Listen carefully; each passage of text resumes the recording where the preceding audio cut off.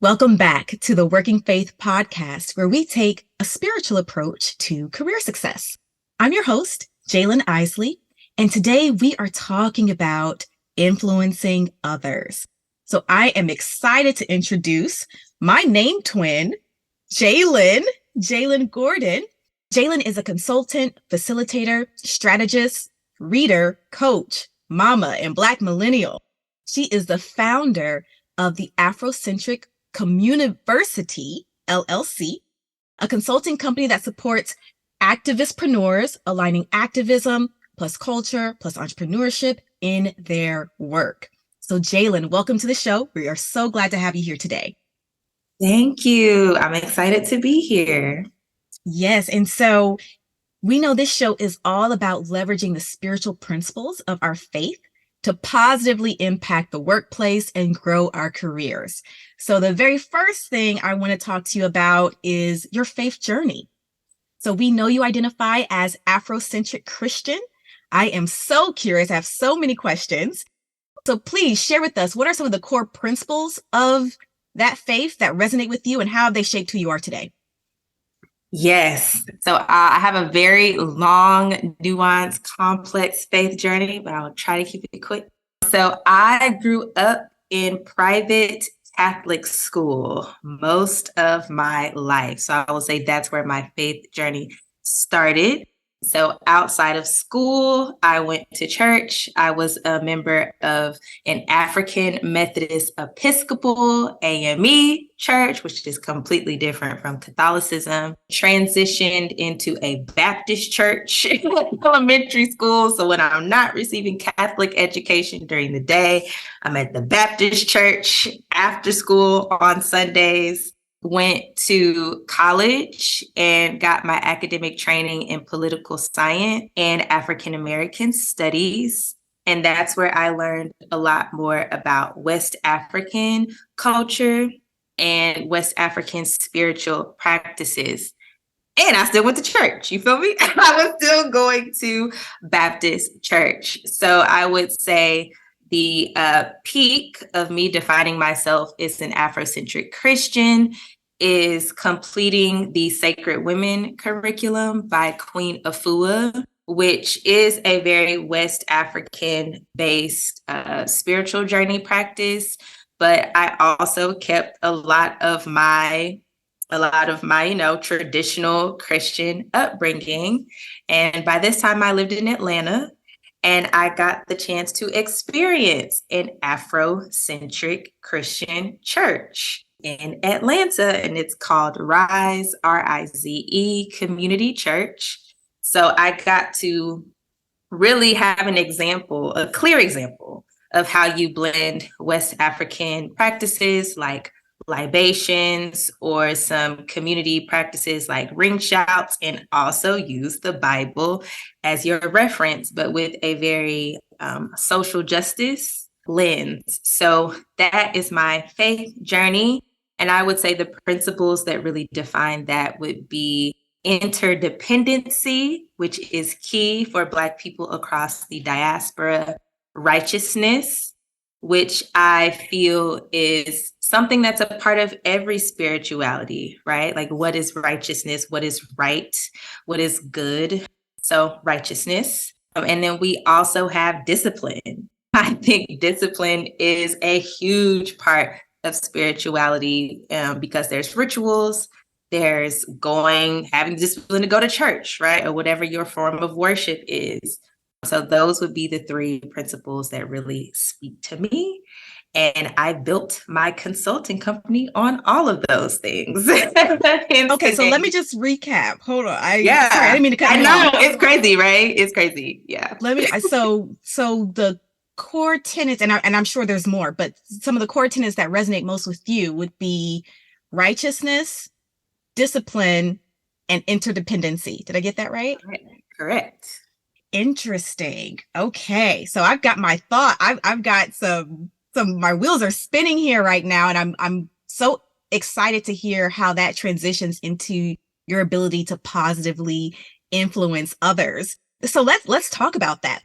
I know that you have your consultancy. Can you share an example of a work challenge or an opportunity to influence others, even when you aren't in a position of authority. Like, talk to me about how your spiritual principles enable you to do that. Yeah. So once upon a time, I worked at an international nonprofit that specialized in disaster recovery. So I responded to Hurricane Harvey in Houston, and my job was to disseminate this large pot of funds across Texas. So from Houston to Victoria to Port Aransas and Aransas counties. I was traveling back and forth around Corpus Christi, disseminating this large pot of money. And at this time, I had a title that was like in the middle of the hierarchy of the office. So I did not have the authority to say who got funded. Like I wasn't doing the final stamp of approval, but my job was to go out and find the organizations that you bring to the table that the people who had a little bit more power than me got to give the stamp of approval on. So something, interdependency, right? For me, I'm very clear that Black and brown and oppressed folks, and because I'm in Texas, LGBTQIA plus folks, our liberation is intertwined. So it was key for me to make sure I identified those organizations to bring to the table. And those are often the organizations that get overlooked in the grant and funding process. That looked like a lot of after hours work at folks' kitchen tables, helping them to write a grant, right? That looked like, I know what they are going to request of you tomorrow. Let's make sure that what we bring to the table is looking spicy, like every budget line item is good. This narrative, add this word, add this sentence, which is a big part of being a technical assistant. And it's also the righteous thing to do. If someone doesn't know how to navigate a system, I'm also thinking of reparations and how you make sure people have access to things that they need. I'm going to make sure you have the keys to success. So I would bring those folks to the table the next day or the next week and advocate for them. And as a result, I was able to disseminate a little over $1.5 million to Black and brown child serving institutions, so schools, daycare centers, and after school programs across Texas to recover from Hurricane Harvey. Now, the discipline comes in because that is a lot of time. That is a lot of work. That is a lot of after hours conversation. And I did this work for about a year and a half. So to be able to keep going at that pace and to be able to stay committed to the folks that need the funds the most, you do have to have discipline to do that, right? So you thought being at the kitchen table, you were going to be there till 8:30 and you're actually there until 11, right?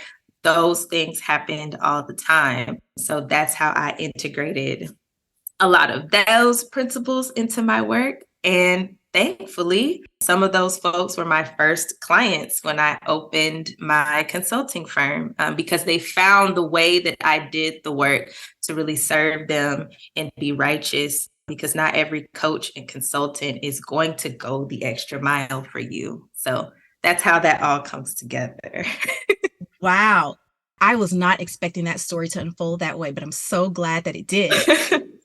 And so let me just, I want to connect the dots here. So your faith teaches you the importance of righteousness. So right action, right speech, right livelihood, all of those things, which is actually I don't know if you're familiar with Buddhism, but very similar in terms of righteousness. And then the discipline as well to stay committed and dedicated, even in the midst of those challenges. And then also the interdependency. So you understood that in order for these particular communities that are historically underserved and marginalized, in order for them to succeed, you're going to have to leverage your position and harness the power of that interdependency to actually move the needle forward and get aid to the people who need it the most. I think that makes perfect sense. But here's the thing though, your commitment to those spiritual principles have now become your signature professional brand. That's And now right. you're getting clients from the work that you put in years ago. That's That right. is allowing you to still be able to influence and retain those clients because That's you've let right. your spirituality shape your brand. That's right. That's right. And with a lot of the way I was showing up to do the work when I worked for this nonprofit gave me the opportunity to develop strategies. So I was Mm, the person who developed the lead strategy for going into certain communities to make sure, okay, we have to disseminate this money this way, right? And the community trusted me, right? Anytime we went to a community event, it was, a couple of superstars in the office, right? And I'm thankful and honored that people saw me as one of those folks. And it was a lot. There's like a lot of nuance to coming to the table as the person who's in the middle, and just if you could imagine the types of powers that I might have been up against, and right. having to really negotiate and advocate for in a very real, like, this, why are we choosing this over this? But look at this. This document is done the right way, right? And trying to stretch as much of my power as I could without being the person who could do the final stamp of approval was definitely a thing. Interesting. And that really is what influence boils down to: trust. Someone That's trusts right. you enough to value your feedback, value your opinion, value your offering. Like, all of that boils down to trust. And the more that, you live and practice your values and your principles on a regular basis, the more you establish your brand and the easier it is for people to trust you with some That's really right. impactful, life-changing decisions here. That's right. That's right. Because it required Interesting. folks to give me a lot of sensitive information about themselves. Hmm. I was having to ask, okay, well, I need to know how much is in the business bank account so I can make sure when I get to the table, it's clear, or I have all of the information that I need to make sure the storytelling goes in a specific way in our favor. Right. So, yeah, it was a Interesting. season, a good fun season. Yeah. A season that you made it through I made it easily. through, honey. Right. Yes. And reaping the rewards of having those people then turn around to be clients for you. That is absolutely amazing. So hats off to you for living your values, honestly, because a lot of people don't do that. So Yes, it I is. appreciate It the takes discipline. courage. It's hard. Yes. Awesome, awesome. Well, considering that, how do you maintain your spiritual well-being? That's a good question, because I know we're all seeing the reports and the research about the decline of people, outwardly expressing their commitment and their allegiance to certain religions. And I am coming back full circle. I have been actively looking for an in-person church home for a while, and I think I have found one. So a big part of maintaining my spiritual health is being in physical community with folks. While I Hmm. do worship, that is so important for Black folks in particular. And I think it's important for us if we want to sharpen our faith. There's only so much sharpening we can do at home by ourselves, right? Who's really pushing us to show up in a different way, right? Yes, we're listening to a sermon, which I'm sure is a beautiful sermon on YouTube, right? But there is a completely different dimension of how we are being challenged and how we are challenged to grow when we show up physically in church. So that's one of the things. And I'm also a parent. So it's very important for me that my son has that Black church experience. I do not want him to be at the cookout and they making the jokes and he can't resonate. I don't want that for him. You know what I'm saying? So I gotta get him where the jokes and the memes are. You feel me? So there's that. And I'm also a regular practitioner of ritual and libation, which is me bringing in the Afrocentric parts of how I engage in religion and spiritual practices. So libation is a West African Yoruba practice where you honor the ancestors, folks who have transitioned and they are doing their work in the spiritual realm. So I participate in that often. I read spiritual texts from spiritual scholars. That's the Black studies part of me. So anything that has to do with critical analysis from a social justice or a Black theology realm, I'm always trying to make sure I am reading. So James Cone, we have Dr. Anthony B. Penn, who's at Rice University, who's here in Texas. And those are two folks that I have in my library. And I'm also in therapy. That too. That in conjunction, listen, that one too. You feel me? All of it. Yeah. All together. And I bring therapy up because my therapist is a reverend, is a Black woman who is a reverend who has gone through that specific teaching and critical analysis and training. So that comes up for me again when I participate in therapy. You know, you've mentioned a number of different things that you do to maintain your spiritual well-being. And I think the main takeaway that I got from this is that you need multiple approaches. Like you are, we, not you specifically, but we are complex, layered human beings.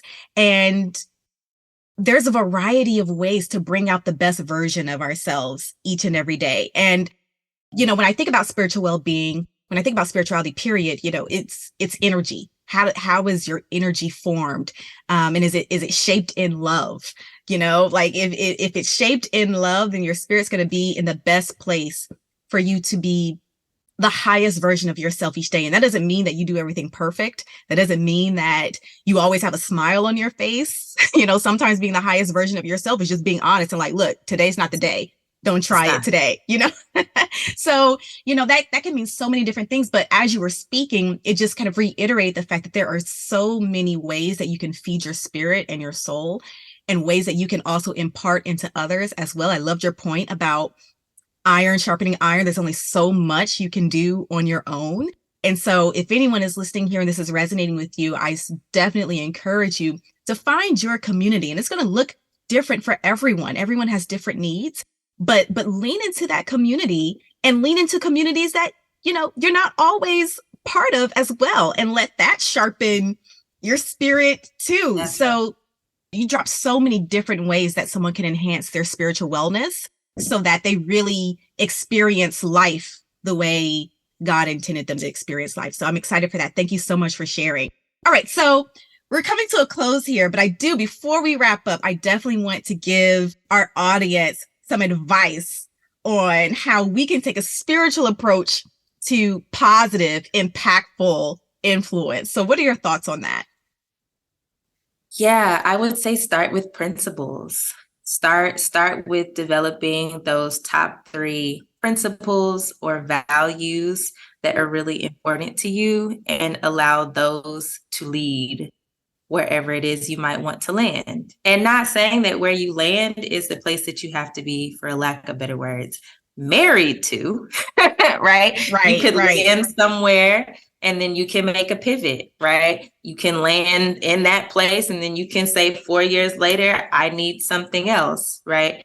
But I do believe that finding those principles and values that shapes your decision-making and being able to show up in any space, career, life, personal, you know, whatever, those principles can have the power to guide you where you need to go. Do you coach people on how to identify their values? Is that part of your practice? And, you know, not directly, but yes, I do.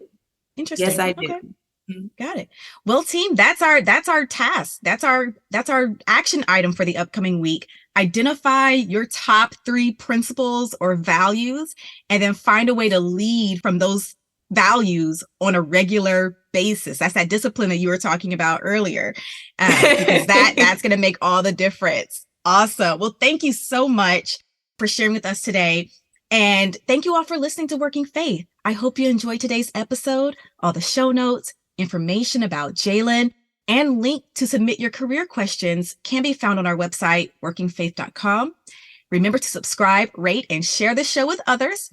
And I'd love to hear your feedback. You can definitely engage with me on LinkedIn. You can contact me directly, or I have a Working Faith page that you can visit as well and engage with me. And once again, thank you for listening. We'll be back next week with more tips on how you can take a spiritual approach to your career success and work your faith.